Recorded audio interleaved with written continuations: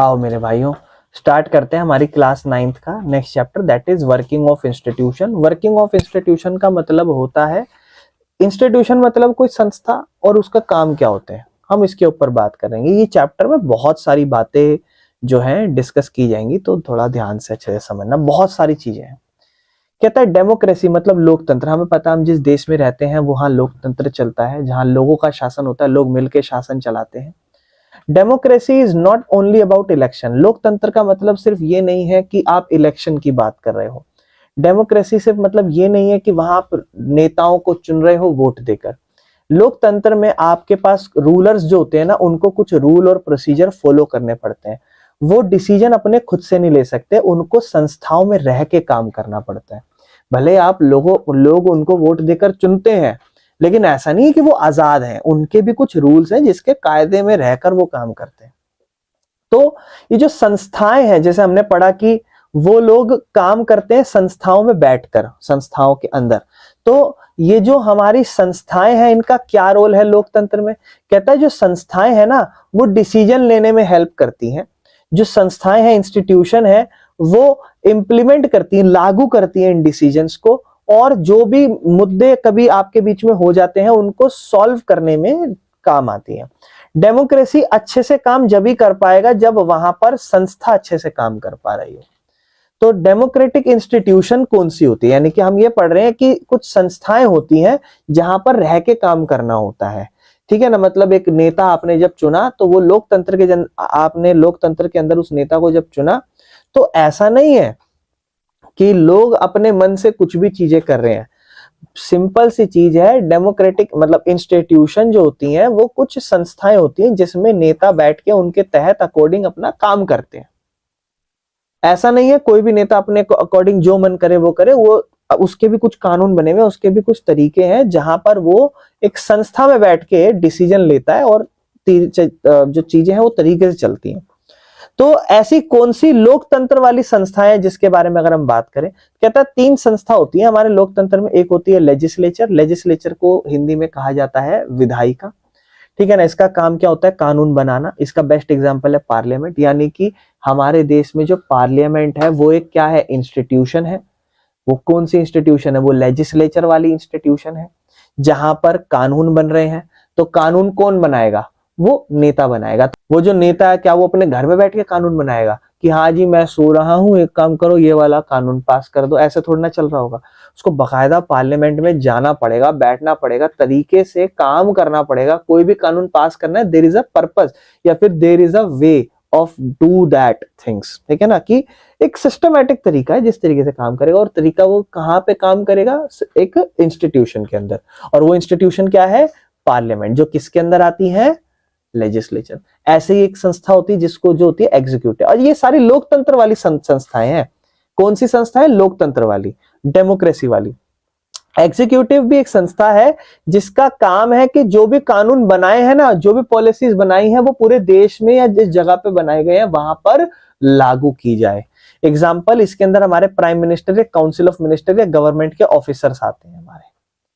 समझो, एग्जीक्यूटिव के अंदर हमारे प्रधानमंत्री है ना, हमारे एक तरीके से प्रेसिडेंट है ना, या फिर जो भी उसके अंदर जैसे होते हैं ना, फाइनेंस मिनिस्टर, एजुकेशन मिनिस्टर, ये सब मंत्री आते हैं इसके अंदर। सारे गवर्नमेंट के ऑफिसर्स आते हैं इसके अंदर, जिनका काम है जो जो ऐसी संस्था में बैठ के काम करे जहां पर उनका काम है जो भी कानून बनाए गए हैं उसको लागू करवाना, हर जगह लागू करवाना। फिर एक आती है जुडिशरी। जुडिशरी का क्या काम है? देखो, तीसरी संस्था है ये भी देश की संस्था है। ये क्या काम करती है? लोगों के दंगों को, जो लोग हो गए, सरकार हो गए, इनके बीच में जो दंगे कन्फ्लिक्ट है उनको सुलझाती है। आपके कानून और संविधान को प्रोटेक्ट करती है। ठीक है ना, सुप्रीम कोर्ट, हाई कोर्ट भी, ये भी एक एग्जाम्पल है इस संस्था का। तो ये सभी के सभी संस्थाएं हैं। तो डेमोक्रेटिक तौर पर कितनी संस्थाएं होती है? 3 संस्थाएं। कौन कौन सी? सबसे पहले हमने बात करी लेजिस्लेचर, लेजिस्लेचर के बाद एग्जीक्यूटिव और जुडिशरी। 3 संस्थाएं हैं लोकतंत्र के तौर पर। अच्छा, हम इस चैप्टर में क्या फोकस करने वाले हैं? फॉर ईच इंस्टीट्यूशन, ये चैप्टर हमें बताएगा कि हर संस्था का क्या काम है, कैसे ये दूसरी संस्थाओं से रिलेट करती है, और कैसे हमारा लोकतंत्र काम करता है इन संस्थाओं में रहकर। ठीक है ना, मकसद क्या होगा इस चैप्टर का? इस चैप्टर में हम समझेंगे कि संस्थाएं मिलकर कैसे काम करती है, सरकार के क्या क्या काम होते हैं, और एक लोकतंत्र कैसे प्रैक्टिस की जाती है, इस पे हम बात करेंगे। कोई दिक्कत तो नहीं है। जैसे आपका चैप्टर स्टार्ट होता है तो एक गवर्नमेंट का ऑर्डर है जिसको एग्जांपल लेके समझाया जाता है, तो उस पर ध्यान देते हैं।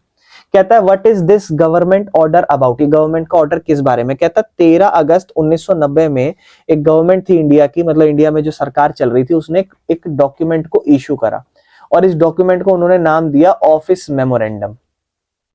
ठीक है, एक कागज इशू करा, इस कागज का नाम रखा ऑफिस मेमोरेंडम। इसका मतलब क्या था, एक लिखित में ऑर्डर था जिसमें सरकार अनाउंस करती है एक इंपॉर्टेंट डिसीजन। क्या इंपॉर्टेंट डिसीजन सरकार अनाउंस कर रही है, या किसने ये इशू करा और किसने साइन करा। कह रहा है इस ऑर्डर को साइन करा हमारे देश की सरकार जो भी चला रही होगी, बीजेपी कांग्रेस जो भी होगी, और ये जॉइंट सेक्रेटरी के द्वारा साइन करी गई थी। जो जॉइंट सेक्रेटरी है वो डिपार्टमेंट ऑफ पर्सनल ट्रेनिंग के अंदर काम करते हैं। क्या चीज इंपॉर्टेंट है समझने की, जो ऑफिसर है उन्होंने इसमें डिसीजन नहीं लिया, यानी कि कोई ऑफिसर नहीं ले रहे इसमें डिसीजन।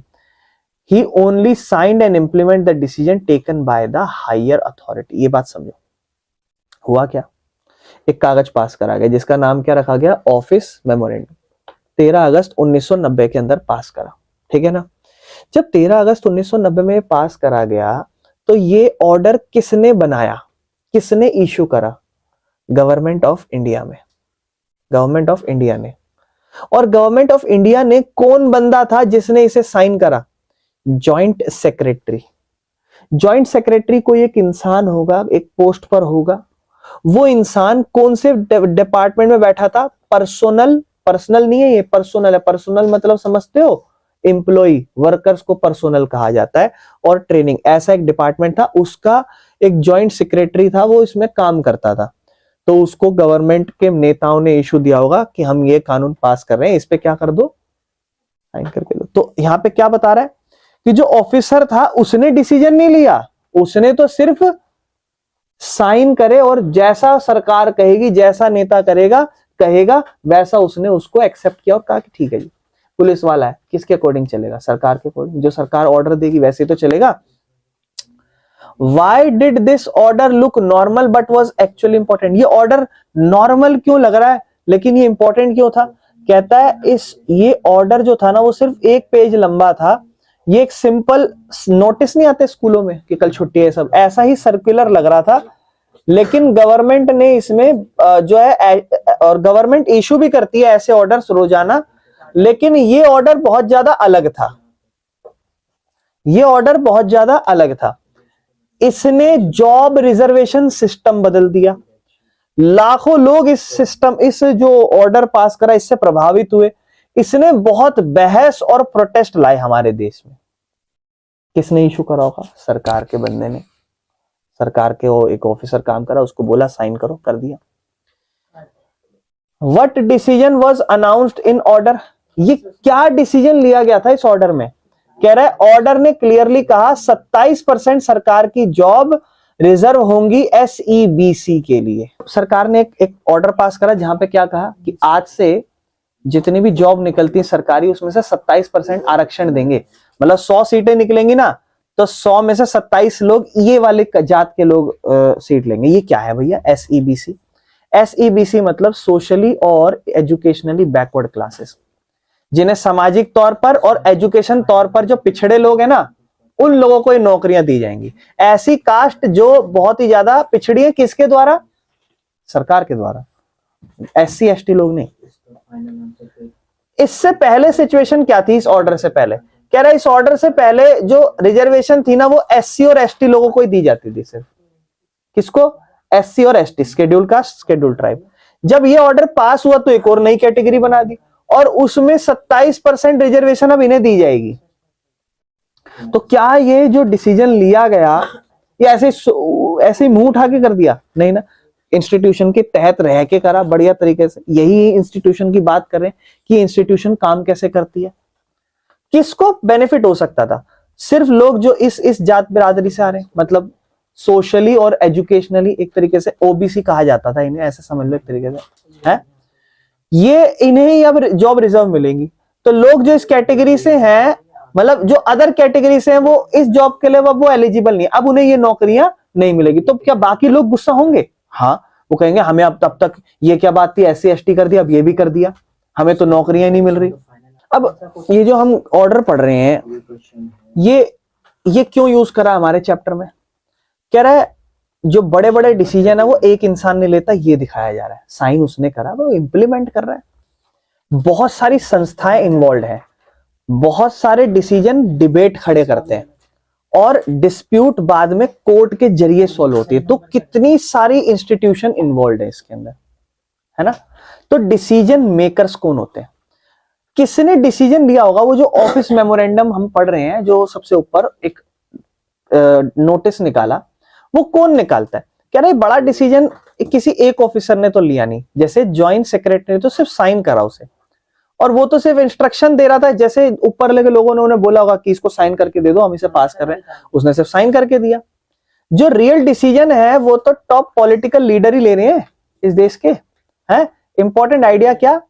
एक लोकतंत्र में जो बड़े डिसीजन है वो कभी भी एक इंसान के द्वारा नहीं लिए जाते, इंपॉर्टेंट इंस्टीट्यूशन इन्वॉल्व होती हैं।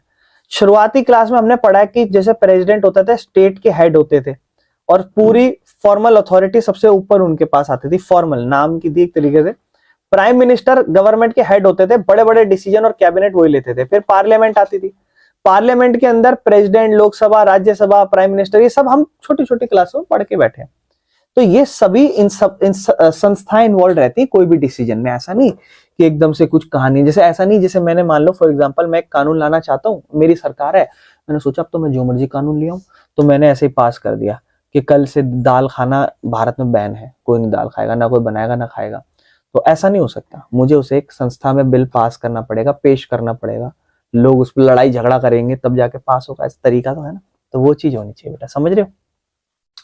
Why was this office memorandum special? ये जो ऑफिस मेमोरेंडम हम देख रहे हैं ये वाला, ये स्पेशल क्यों था? कहता है हर बिल जो पास करे जाते हैं वो बड़े डिसीजन पे अफेक्ट नहीं करते। ये वाला तो बहुत अलग था, क्योंकि इससे बहुत सारी गवर्नमेंट जॉब पे प्रभाव पड़ता, पूरे रिजर्वेशन सिस्टम में प्रभाव पड़ता, और ये पूरे देश में बहस लाने वाला टॉपिक था। तो कैसे डिसीजन डेवलप हुआ होगा, स्टेप बाय स्टेप पढ़ते हैं। देखो, तो अब ऐसा नहीं, अब पूरी कहानी बताएगा। देखो कैसे शुरुआत। सबसे पहले एक मंडल कमीशन हुआ करती थी 1979 के अंदर। अब देखो बिल कब हुआ? 1990 में पढ़ा आपने, 13 अगस्त। लेकिन ये शुरुआत तो बहुत पहले से हुई। स्टेप 1 सबसे पहले आया मंडल कमीशन, जो गवर्नमेंट थी उसने अपॉइंट करा सेकंड बैकवर्ड क्लास कमीशन को 1979 में। ये बीपी मंडल थे, हेड करा गया इनके द्वारा, और ये मंडल कमीशन इन्होंने बनाई। उनको काम दिया गया कि सोशली और एजुकेशनली बैकवर्ड क्लास को पता लगाओ और हमें सजेस्ट करो कि हम कैसे उनकी मदद कर सकते हैं। मंडल कमीशन की रिपोर्ट आई 1980, मतलब काम दिया गया मंडल कमीशन को, और बीपी मंडल थे, बोले कि करो इस चीज पे काम। उन्होंने रिपोर्ट सबमिट करी, उन्होंने रिपोर्ट दिखाई कि 70% रिजर्वेशन आनी चाहिए बैकवर्ड क्लास में। उन्होंने ये डिसीजन लिया। फिर इसको पार्लियामेंट में बहस करेंगे। अब इस रिपोर्ट को बाद में पार्लियामेंट में भेजा गया, और बहुत सालों तक पॉलिटिकल पार्टीज ने कहा कि इसको लागू किया जाए देश में। जब SC ST को दे रहे हो तो उसके अलावा जो ऐसे लोग जो जात के हिसाब से गरीब नहीं है, जो समाज में बेसिस के हिसाब से भेदभाव है, उनको भी फायदा दो। फिर 1989 में लोकसभा के इलेक्शन होते हैं। जनता दल ने प्रॉमिस करा था कि वो मंडल कमीशन लाएगी, जनता दल सरकार अगर बन गई तो VP सिंह प्राइम मिनिस्टर भी बन जाते हैं। मतलब लोगों को लगा कि पूरे देश में अच्छा है, लोगों ने उनको प्राइम मिनिस्टर तक बना दिया, लोकसभा के इलेक्शन में जिता भी दिया। फिर कैबिनेट डिसीजन लिया गया 6 अगस्त 1990 में। अब सोचो 1986 के बाद 1990 में जो यूनियन कैबिनेट थे उन्होंने डिसाइड करा कि अब हम इस रिपोर्ट को, जो 1979 में दी गई थी और 1980 में रिपोर्ट तैयार हो गई थी, अब उसको हम लागू करेंगे इस देश के अंदर। और अब हमने क्या करा, इंफॉर्मेशन दी। Next day prime minister VP Singh ने पार्लियामेंट में ये बात बताई, और ऑफिस मेमोरेंडम को 13 अगस्त 1990 में ये डिसीजन जो था इसको भेजा गया डिपार्टमेंट ऑफ पर्सनल ट्रेनिंग को, और उन्होंने इस ऑर्डर को ड्राफ्ट करा और गवर्नमेंट ने साइन करा। और ये दिखाता है कि कैसे वो जो ऑफिस मेमोरेंडम था पूरे देश में साइन करके लागू हो। 14-15 साल का काम है, 10-11 साल का, ऐसे थोड़ी ना एकदम से पास हो जाएगा, समझ रहे हो। पब्लिक रिलेशन कहता है ये जो इशू था ना, ये बड़ा ही ज्यादा कंट्रोवर्शियल था। आप बताओ कंट्रोवर्शियल होगा कि नहीं होगा? बिल्कुल, बड़ा डिसीजन है, लोगों के अपने अलग ओपिनियन थे। कुछ लोगों ने इसको सपोर्ट करा और कुछ लोगों ने इसको अपोज करा कि अनफेयर है ये। प्रोटेस्ट हुए, काउंटर प्रोटेस्ट हुए, दंगे हो गए। इस चैप्टर में हम जज नहीं करेंगे कि डिसीजन सही था या नहीं था, हम लोग सिर्फ ये पढ़ेंगे कि डिसीजन कैसे लिया गया। समझ में आ रहा है? कोई दिक्कत तो नहीं है। अब हम बात करते हैं यहाँ पर, क्या जुडिशरी ने कोई रोल प्ले करा? क्योंकि हम ये पढ़े, कभी कोई कानून गलत हो या कुछ भी हो, लोग जुडिशरी के पास जाते हैं, सुप्रीम कोर्ट, हाई कोर्ट के पास। बहुत सारे लोग कोर्ट में गए इस ऑर्डर के खिलाफ। सुप्रीम कोर्ट ने सारे केस सुने और ये केस कहलाया Indira Swani versus union of India. ठीक है ना, ये नाम है दो जनों का, इस केस का नाम बना। 1992 में सुप्रीम कोर्ट ने इस ऑर्डर को वैलिड कहा। उन्होंने कहा कि जो डिसीजन रिजर्वेशन का है ये सही है, यानी कि जिस भी बंदे ने ये किया होगा शायद उसके खिलाफ गया। ठीक है ना, सरकार को बोला कि आप इसके अंदर जो अमीर लोगों को घुसा रखा है ना बैकवर्ड क्लास में, नाम आपने लिख रखा है सोशली बैकवर्ड क्लास, लेकिन आपने जो इसमें अमीर लोग घुसा रखे हैं इसको हटा दो, बाकी तो ये सही है। जिन्हें क्रीमी लेयर कहते हैं, क्रीमी लेयर जो फ्री का चंदन घिस रहे हैं कि हाँ जी अपने को तो बढ़िया फायदा हो रहा है, समझ रहे हो, कोई दिक्कत तो नहीं है। ठीक है, तो जरूरत क्या पड़ती है पॉलिटिकल इंस्टीट्यूशन की? अब हम इंस्टीट्यूशन समझते आ रहे हैं ऊपर से। जुडिशरी का देखो रोल था कि नहीं था? जुडिशरी चाहती तो इस कानून को इनवैलिड कर सकती थी। जुडिशरी क्या है? संस्था ही तो है, एक इंस्टीट्यूशन तो है। जिसने कानून पास करा पार्लियामेंट में, वो भी तो क्या थी? संस्था थी, उसके बिना तो हो नहीं सकता। तो इंसान चुन लिया, इसका मतलब ये नहीं वो खुल के आजाद है। That person depends on institution. तो अब आप समझ पा रहे होगे कि इंस्टीट्यूशन में क्या काम चलता है। Need for political institution. अब हम समझ गए हैं पॉलिटिकल इंस्टीट्यूशन अच्छे से। अब हम ये समझ रहे हैं कि एक्चुअल में हमें क्या जरूरत है किसी पॉलिटिकल इंस्टीट्यूशन की। Why do we need a political institution? बोलता है अगर आपको एक देश चलाना है जो बड़ा और लगातार वहां काम चलता रहता है, तो गवर्नमेंट को बहुत सारी चीजें करनी पड़ती है। जैसे अपने देश को प्रोटेक्ट करना पड़ता है, अपने नागरिकों को प्रोटेक्ट करना पड़ता है, एजुकेशन और हेल्थ फैसिलिटीज देनी पड़ती है, टैक्स इकट्ठा करना पड़ता है, वहां पर पैसा खर्च करना पड़ता है कुछ संस्थाओं में, डिफेंस में या देश के विकास में, कुछ कुछ वेलफेयर स्कीम बनानी पड़ती हैं जो देश के लिए भला कर सके। तो अलग अलग तरीके की चीजें हमारे देश में संस्थाओं, मतलब संस्था की नहीं बात कर रहे, अलग अलग काम बहुत सारे करने पड़ते हैं हमें। तो फिर हम यहां देखते हैं कि सरकार का अलग अलग रोल है।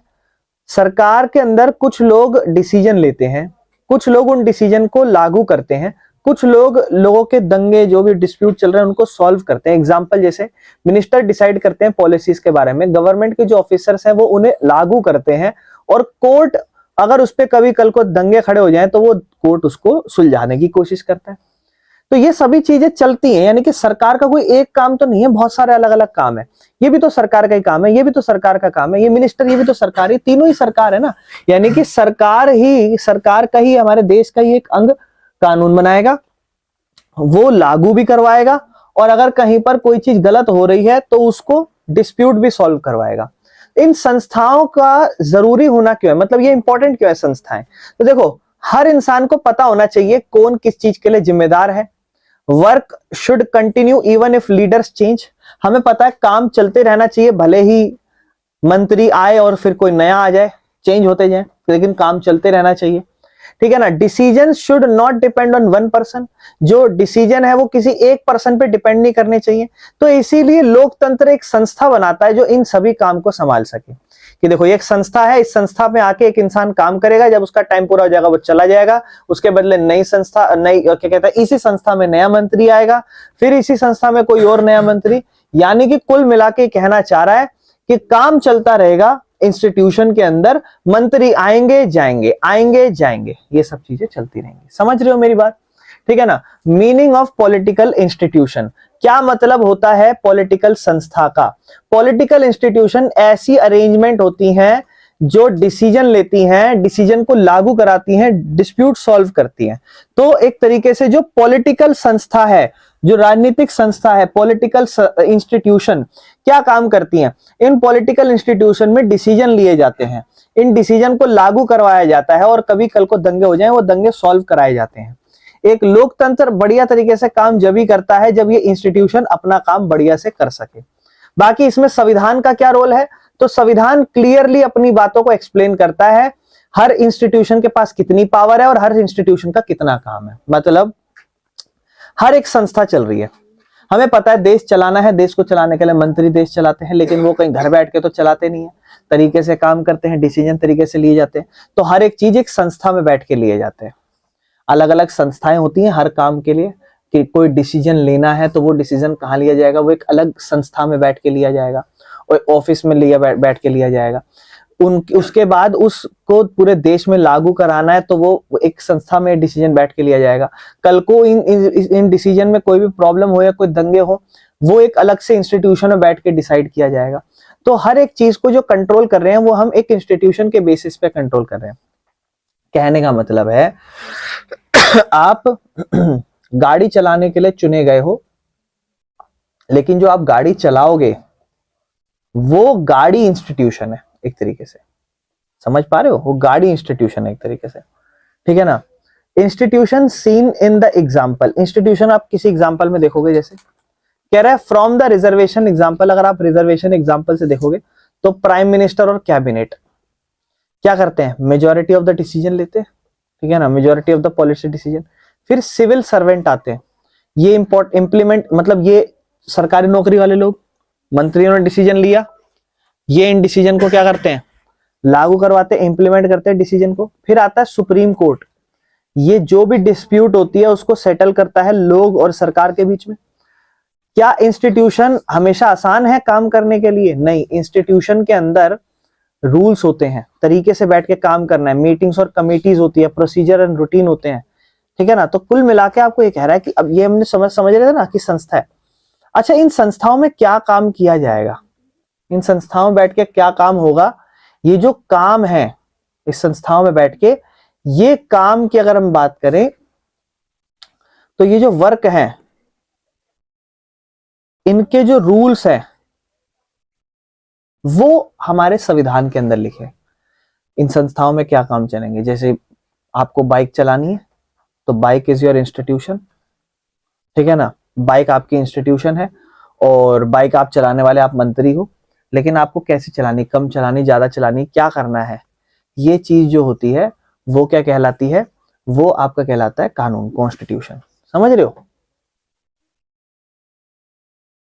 इस वजह से चीजों में थोड़ा लेट हो जाती है, थोड़ी सी कॉम्प्लिकेशन, मुश्किलाहट होती है, थोड़ी सी फ्रस्ट्रेशंस हो जाती है, ठीक है ना। डिले एक्चुअली में यूजफुल है, जो भी डिसीजन लिए जा रहे हैं वो एक इंस्टीट्यूशन में बैठ के मंत्री ले रहे हैं, क्या ये डिले सही है? बोलता है इंस्टीट्यूशन हमेशा, हमें पता है डिसीजन लेट करती है, क्यों? क्योंकि उनके बीच में बैठ के डिस्कशंस होते हैं, बैठ के आपस में डिस्कशन करती है वो। मोर पीपल आर कंसल्टेड, ज्यादा से ज्यादा लोगों से बातचीत की जाती है। Wrong decisions are not taken in hurry, मतलब सिंपल सी बात है, कोई भी डिसीजन लेट निकलता है, ठीक है ना, कहते नहीं देर आए दुरुस्त आए, इस तरीके, मतलब कुल मिला के डिसीजन, बातचीत ज्यादा चल रही है, बहस चल रही है, लोगों से ज्यादा बातचीत करी जा रही है, जल्दबाजी में कोई डिसीजन नहीं लिया जा रहा, तो डिसीजन लेट तो निकल रहे हैं लेकिन बेहतर होते हैं, ठीक है ना। यही एक लोकतंत्र की स्पिरिट होती है। फिर हमारे टॉपिक यहाँ पे खत्म होके नेक्स्ट टॉपिक शुरू हो जाता है, दैट इज कॉल्ड पार्लियामेंट। समझ रहे हो? Parliament play any role in office memorandum, ये जो ऊपर हमने देखा कि एक नोटिस पास करा था, कानून पास करा, बनाया, क्या पार्लियामेंट कोई रोल प्ले करती है इस ऑफिस मेमोरेंडम में? At first it look like parliament did not directly take any decision. हमें पता है स्टार्टिंग में कि पार्लियामेंट डायरेक्टली कोई डिसीजन नहीं लेती, ठीक है ना, लेकिन एक्चुअल में जो मंडल कमीशन रिपोर्ट थी उसको आपने देखा पार्लियामेंट में उस पर बात की गई थी, प्रेसिडेंट ने मेंशन करा था अपने एड्रेस में और प्राइम मिनिस्टर ने इन्फॉर्म करा था पार्लियामेंट को। तो डायरेक्टली डिसीजन वहां नहीं लिया गया, लेकिन कहीं ना कहीं पार्लियामेंट इन्वॉल्व हुआ यहां पर। क्या? मंडल कमीशन की रिपोर्ट डिस्कस करी पार्लियामेंट में, प्रेसिडेंट ने मेंशन करा उसको अपने एड्रेस पे, और प्राइम मिनिस्टर ने इन्फॉर्म करा पार्लियामेंट को कि हम कानून पास कर रहे हैं। तो पार्लियामेंट्री डिस्कशंस जो होते हैं ना, वो थोड़े से प्रेशराइज करते हैं गवर्नमेंट को। अगर पार्लियामेंट अगेंस्ट होगी डिसीजन के, तो गवर्नमेंट जो होती है ना वो कंटिन्यू नहीं कर सकती उसके साथ। समझ रहे हो? बाकी why do we need a parliament, हमें पार्लियामेंट की क्यों जरूरत है? पार्लियामेंट एक संस्था है, ये आप समझो, ठीक है ना। पार्लियामेंट का मतलब क्या है? कहता है पार्लियामेंट एक असेंबली है जहां पर लोग चुने जाते हैं, इलेक्टेड रिप्रेजेंटेटिव्स, लोगों को रिप्रेजेंट करती है, जो देश के लोग होते हैं। स्टेट लेवल पे वो लेजिस्लेचर कहलाती है, जिसे लेजिस्लेटिव असेंबली कहते हैं। इट इज कॉल्ड लेजिस्लेचर, हाँ, स्टेट लेवल पे इट इज कॉल्ड लेजिस्लेचर, जिसे लेजिस्लेटिव असेंबली कहते हैं, ठीक है ना। आपने देखा है लेजिस्लेटिव, जैसे अगर हमारा दिल्ली है तो दिल्ली में एमएलए बनते हैं, तो वो हमारे दिल्ली का अपना खुद का लेजिस्लेटिव असेंबली होता है और वहां के जो है लेजिस्लेचर कहलाते हैं लोग, समझ रहे हो। यानी कि पार्लियामेंट एक तरीके से, पार्लियामेंट का मतलब क्या है, पार्लियामेंट एक असेंबली है जहां पर लोग वोट देकर चुने जाते हैं और वो पूरे देश के लोग हो गए या कंट्री के जो लोग हैं उनको रिप्रेजेंट करती है। और अगर हम उसको स्टेट लेवल पे बात करें तो it is called legislature, legislative assembly, ठीक है। मेन फंक्शन क्या है पार्लियामेंट के, पार्लियामेंट में क्या काम चलता है, पार्लियामेंट में बेटा कानून बनाया जाता है, ठीक है ना। हमारे देश के नए कानून या पुराने कानून बदलने हो या जो भी अभी कानून चल रहे हैं उसको हटाना हो, इसीलिए इसे लेजिस्लेचर कहा जाता है। ये सरकार पे कंट्रोल करती है, पार्लियामेंट कंट्रोल करता है हु रन द गवर्नमेंट, मतलब पार्लियामेंट कंट्रोल करता है जो सरकार चला रहा है उस पे। गवर्नमेंट डिसीजन ले सकती है यहाँ पे अगर पार्लियामेंट का सपोर्ट है तो, समझ रहे हो। कंट्रोल ओवर मनी, पार्लियामेंट लोगों का पैसा भी कंट्रोल करती है। गवर्नमेंट जो होती है ना वो स्पेंड जब ही कर सकती है जब पार्लियामेंट का अप्रूवल मिलेगा। जैसे मैं आपको समझाता हूँ, मान लो फॉर एग्जांपल क्या हुआ, ये पार्लियामेंट है, एक मंत्री कोई भी आइडिया या डिसीजन लागू करना चाहता है, फॉर एग्जांपल कुछ भी, तो वो उस पार्लियामेंट में आएगा, बैठेगा, प्रस्तुत करेगा, या जो भी सरकार है वो प्रस्तुत करेगी, अपनी बातचीत बताएगी, लोग सपोर्ट करेंगे कि हाँ जी हमें ये डिसीजन पसंद आया, जो अपोजिशन पार्टी है वो सब बैठी होंगी, सब सहमत होंगे, कानून पास हो जाएगा, डिसीजन ले लिया जाएगा। यानी कि पार्लियामेंट के अंदर डिसीजन लिया गया, ठीक है ना। तो पार्लियामेंट एक तरीके से कंट्रोल कर रही है कौन सरकार चला रहा है, क्योंकि पार्लियामेंट में बैठ के तो सरकार चलाई जा रही है, समझ रहे हो। बाकी गवर्नमेंट जो होती है ना वो अपना पैसा खर्च जब भी कर सकती है जब पार्लियामेंट का अप्रूवल मिलेगा। बजट 1 तारीख आने वाली है, 1 फरवरी, पार्लियामेंट में क्या होगा, बजट पेश किया जाएगा इस साल कि अब हमारे देश में हम 1 अप्रैल से अगले 1 साल तक क्या देश में किस किस सेक्टर पे कितना खर्चा करने वाले हैं। तो इसको पहले यहाँ प्रस्तुत किया जाएगा, प्रेजेंट किया जाएगा, फिर सबसे पहले वो कहलाएगा बिल, और जब एक बार वो बिल कानून बन जाएगा तो अगले 1 साल पे जो भी बिजनेस में हमारा जो भी हमें पार्लियामेंट में खर्चा करना है वो चलेगा। तो कुल मिला के यहाँ क्या कह रहे हैं, गवर्नमेंट जो है ना वो पैसा भी खर्च करना चाहती है, जैसे हमारे देश की सरकार जो पैसा भी खर्च करना चाहती है वो पार्लियामेंट में अप्रूवल मिलेगा तभी खर्च करेगी। अपोजिशन या खुद की पार्टी के लोग मिलके वोट देंगे तब चलेगा, मेजोरिटी वोट चाहिए रहेगा। डिस्कशन और डिबेट के ऊपर बात करते हैं। पार्लियामेंट आपने देखा है हाईएस्ट फोरम है डिस्कशन। पार्लियामेंट आप देखते हो 2 पार्टी लड़ रही होती है, राहुल गांधी कभी इसको, मोदी कभी इधर उधर, या फिर अमित शाह जैसे, सारे आपस में लड़ रहे होते नहीं होते सारे आपस में। नेशनल इश्यूज और पॉलिसीज यहाँ पर डिबेट की जाती है, बहस की जाती है कि देखो जैसे उस पे बातचीत चल रही थी कि आपने कितने रिपोर्ट दो हमें, जो आपने क्या कहते हैं सिंदूर, कौन सा मिशन सिंदूर था ना, जो सिंदूर आपने मिशन लगाया था, इसके बारे में हमें जानकारी दो, आपने क्या क्या करा, कितना उड़ाया कितना नहीं, आप झूठ कह रहे हो, वो यहाँ बहस चलती है, ठीक है ना। पार्लियामेंट सवाल कर सकती है और जानकारी ले सकती है। बाकी पार्लियामेंट की अगर हम डीपली बात करें तो पार्लियामेंट के अंदर 2 हाउस होते हैं। पार्लियामेंट का एक बहुत इंपॉर्टेंट वर्क होता है लोकतंत्र में, और पार्लियामेंट को हम 2 पार्ट्स में डिवाइड करते हैं, जैसे हाउसेज या चेंबर कह सकते हो, ठीक है ना। फर्स्ट हाउस जो लोगों के द्वारा चुना जाता है और उसके पास सबसे ज्यादा रियल पावर होती है। सेकंड हाउस जो होता है वो इनडायरेक्टली चुना जाता है और उसमें स्टेट और रीजन के इंटरेस्ट पे बात की जाती है, समझ रहे हो। 2 हाउस होते हैं इंडिया में, एक लोकसभा और एक Rajya Sabha. Lok Sabha house of people कहलाता है और राज्यसभा काउंसिल ऑफ स्टेट कहलाता है। बाकी जो प्रेसिडेंट ऑफ इंडिया होते हैं वो भी पार्लियामेंट का ही पार्ट होता है, ध्यान रखना। पार्लियामेंट में कितने हाउस है, ध्यान रखना, पार्लियामेंट में 2 हाउस है, ठीक है, लोकसभा हाउस ऑफ पीपल और राज्यसभा काउंसिल ऑफ स्टेट्स। बाकी प्रेसिडेंट ऑफ इंडिया वो भी पार्लियामेंट का ही पार्ट है, मगर वो क्या कहते हैं किसी भी एक मेंबर नहीं होती हैं, या तो वो ऐसा नहीं होता कि वो लोकसभा की है या राज्यसभा, ऐसा किसी का नहीं होता कि वो किसी एक का पार्ट है। बाकी कोई भी कानून जो है वो इफेक्टिव जब ही होता है जब प्रेसिडेंट उस पर अपनी सहमति जताए कि हाँ जी ये कानून पास हो गया। कौन सा हाउस ज्यादा पावरफुल है, कहता है कुछ लोग सोचते हैं राज्यसभा ज्यादा पावरफुल है, कुछ सोचते हैं अपर हाउस ज्यादा ताकतवर है।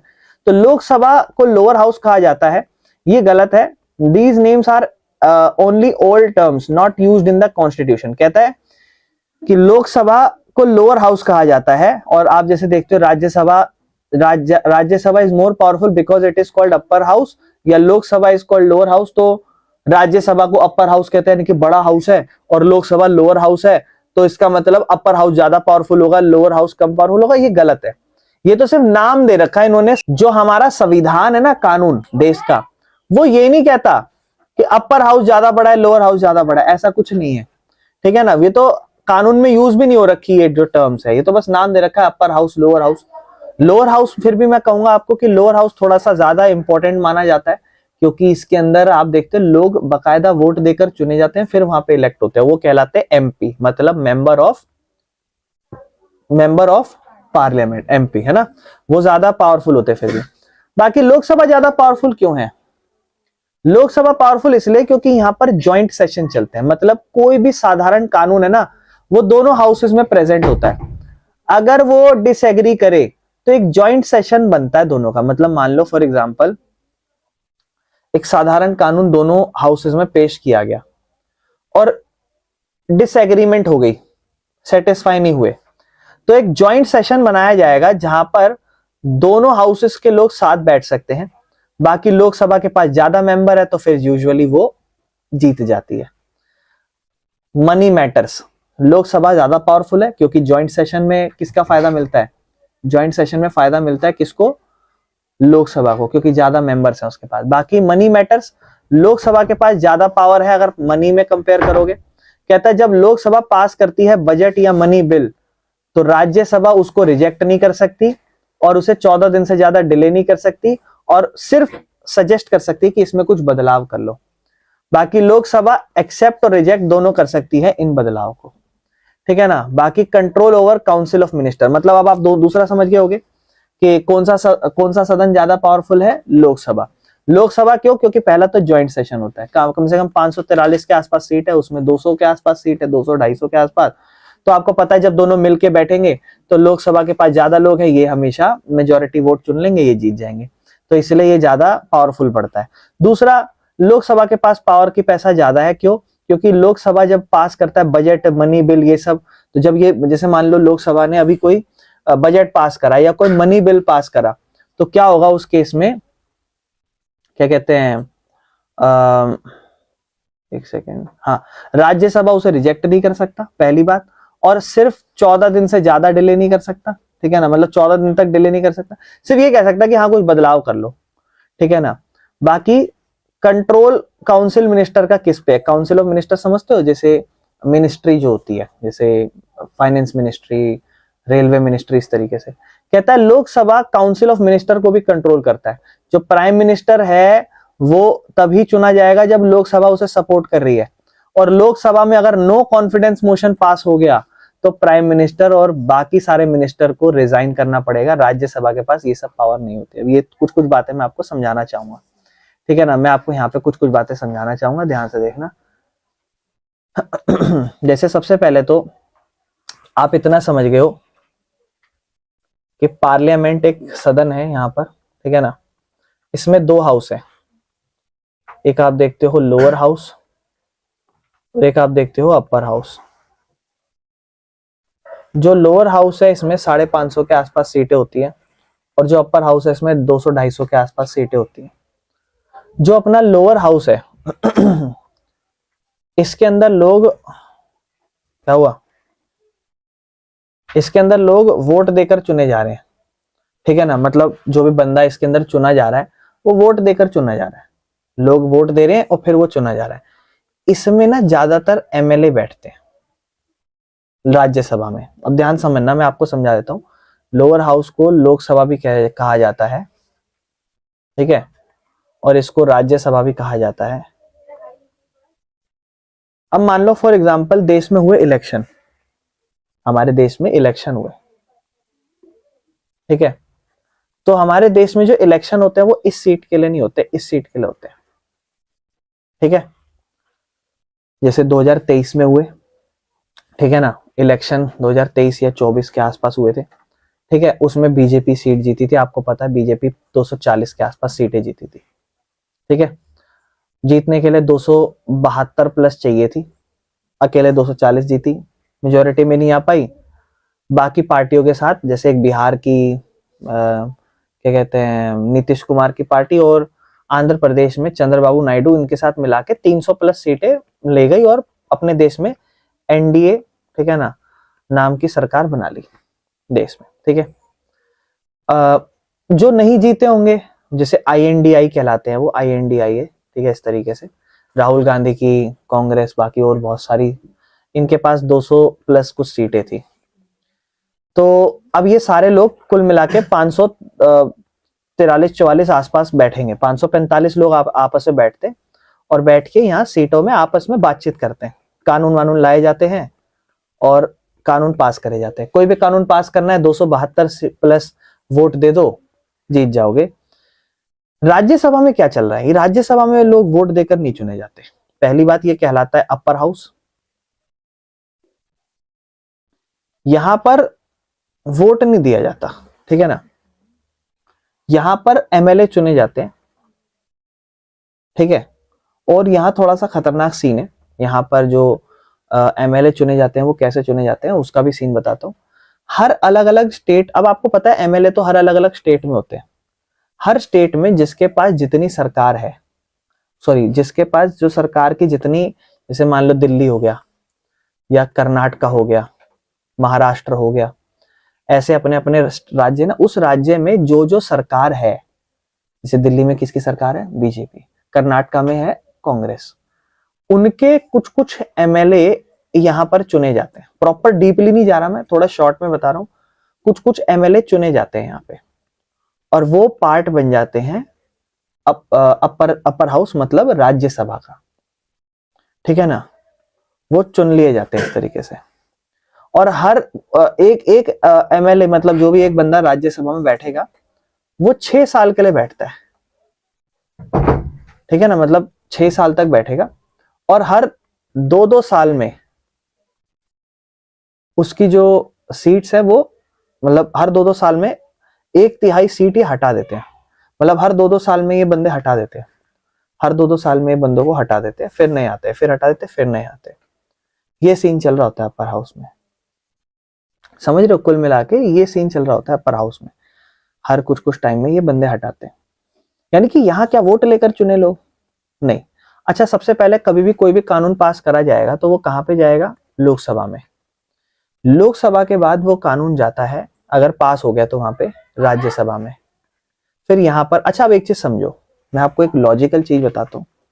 मान लो देश में सरकार है BJP की, कोई कानून पास करना है, आपको पता है मेजोरिटी इनके पास ही होगी, कानून आराम से पास हो जाएगा। फिर आएगा राज्यसभा में, राज्यसभा में चीजें डिपेंड करेंगी हर राज्यों में किसकी सरकार है। एक नॉर्मल सी चीज होती है, जब देश में जिसकी सरकार होती है तो ज्यादातर चांसेस भी यही होते हैं कि हर स्टेट वाइज भी उसकी सरकार ही ज्यादातर हो। दिल्ली में किसकी सरकार, BJP। हरियाणा में पता है किसकी सरकार है, BJP। यूपी में पता है किसकी सरकार है, BJP। पंजाब में पता है किसकी सरकार है, आम आदमी पार्टी, ठीक है ना। हिमाचल प्रदेश में शायद कांग्रेस की सरकार है। उत्तराखंड में जाओगे, BJP। बिहार में BJP गठबंधन बना के जीत गई नीतीश कुमार के साथ। Madhya Pradesh BJP, Gujarat BJP, Maharashtra BJP, Karnataka Congress, Kerala Congress. बाकी फिर अपने अपनी राज्यों की कुछ कुछ पार्टी, जैसे पश्चिम बंगाल TMC, तृणमूल कांग्रेस, ममता बनर्जी की पार्टी है। अब आप क्या देख रहे हो, हर राज्यों में ज्यादातर सरकार किसकी है। तो वहां पता क्या होता है, जैसे मान लो फॉर एग्जांपल कर्नाटका से हमें टोटल 20 सीटें लेनी है। कितनी सीटें, 20, यानी कि 20 MLA आएंगे। तो 20 के 20 कौन से MLA आ जाएंगे, अब कर्नाटका में कांग्रेस की सरकार है तो 20 से 20 किसके आ जाएंगे, हाँ, नहीं, जरूरी नहीं है। क्योंकि वहां पर फॉर एग्जांपल 100 सीटों पे जब लड़ाई हुई होगी तो मान लो 60 सीटें कांग्रेस की हैं, तो 40 सीटें किसकी रही होंगी, मान लो BJP की रही होंगी। तो जीत तो वहां पे कौन गई होगी, कांग्रेस। लेकिन जब यहाँ बंदे बिठाने हैं तो जरूरी नहीं है ये 60 में से 20 बंदे इसी के बिठा दोगे। कुछ बंदे हो सकता है आपको इस 40 वाले के ही बिठाने पड़े। लेकिन लोग एग्री करने चाहिए, अगर लोग एग्री नहीं करेंगे तो जरूरी नहीं है बैठ जाओगे। मतलब इसके लिए भी एक प्रोसीजर होता है। लेकिन आप कुल मिला के समझ रहे हो कि जब देश में उस पार्टी की सरकार है पूरे देश के लिए, तो हर स्टेट वाइज भी ऐसा अज्यूम करा जाता होगा कि उसी की सरकार है वहां पे भी। तो राज्यसभा में भी ऐसा अज्यूम करा जाता होगा कि ज्यादातर लोग BJP के भी हैं, लेकिन बाकी पार्टी के भी लोग होंगे, लेकिन वो वोट देकर नहीं, वो अलग तरीके से चुन के आए हैं। तो कोई भी जब कानून, अब जैसे 1 फरवरी को क्या होगा, बजट पेश किया जाएगा। ये बजट सबसे पहले कहाँ जाएगा, लोकसभा में, लोअर हाउस में। यहाँ पर बीजेपी की सरकार है, ये बिल पास हो जाएगा, इसे बिल कहा जाएगा, पहले बिल पास हो जाएगा, फिर ये कहाँ जाएगा, राज्यसभा में, फिर ये राज्यसभा में जाएगा, यहां पर इसे बहस वहस चलेंगी, पर मान लेते हैं कि ज्यादातर बीजेपी की सरकार है, पास हो जाएगा। फिर ये किसके पास जाएगा, प्रेसिडेंट के पास। प्रेसिडेंट बाबू इसको बैठेंगे, देखेंगे और फिर इस पे साइन कर देंगे। अगर मान लो वो, और वो भी इन्हीं के बंदे की सेटिंग ही होती है, समझ रहे हो।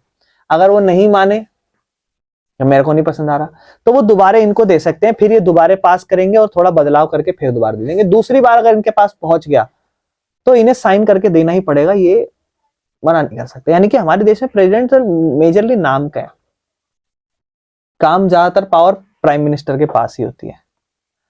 ये प्रोसीजर चलता है पार्लियामेंट में। Why do we need debate and discussion in parliament? जी पार्लियामेंट में इसके अंदर डिबेट, दंगे वंगे क्यों चल रहे होते हैं?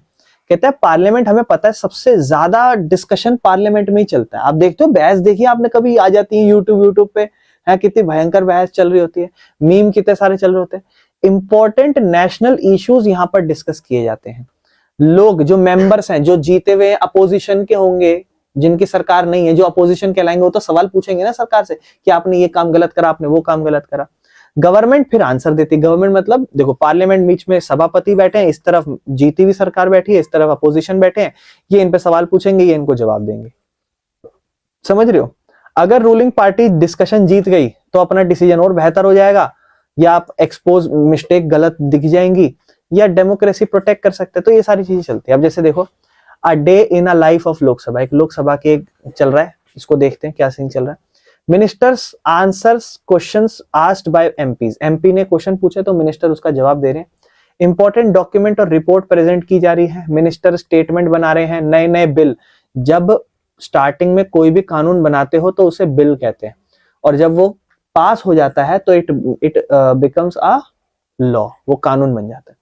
सीएबी, सिटीजनशिप अमेंडमेंट बिल, जब कानून बना तो कहलाया सीएए, सिटीजनशिप अमेंडमेंट एक्ट, कानून।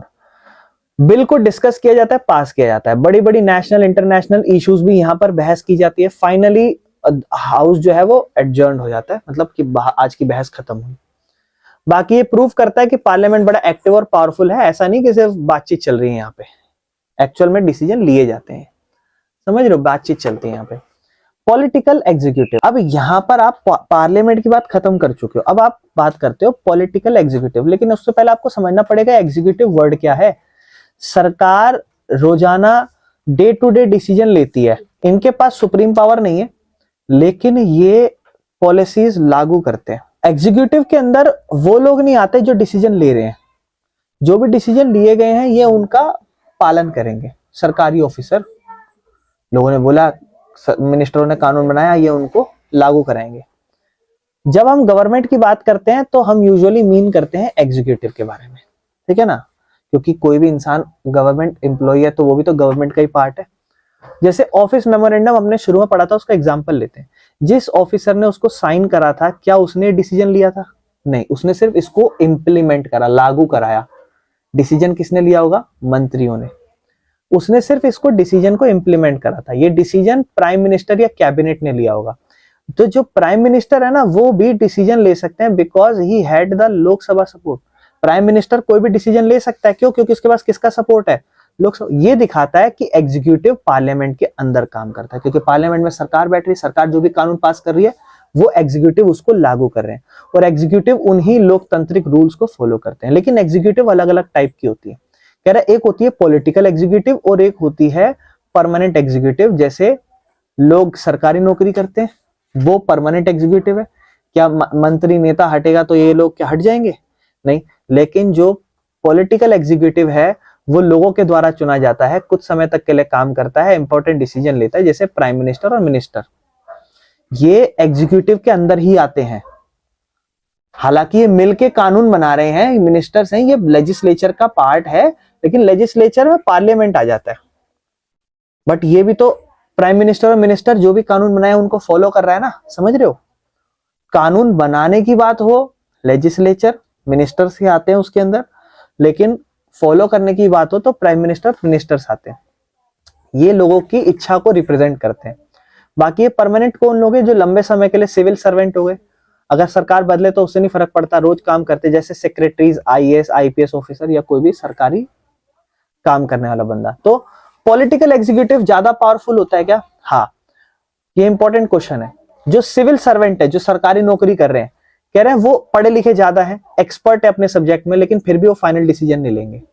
रियल रीजन क्या है? कहता है लोकतंत्र में लोग सुप्रीम होते हैं, मिनिस्टर्स लोगों के द्वारा चुने जाते हैं, मिनिस्टर्स को जवाब देना है लोगों को, तो इसीलिए मिनिस्टर फाइनल डिसीजन लेते हैं, तो एक्सपर्ट उन्हें एडवाइस देते हैं, मिनिस्टर्स डिसाइड करते हैं।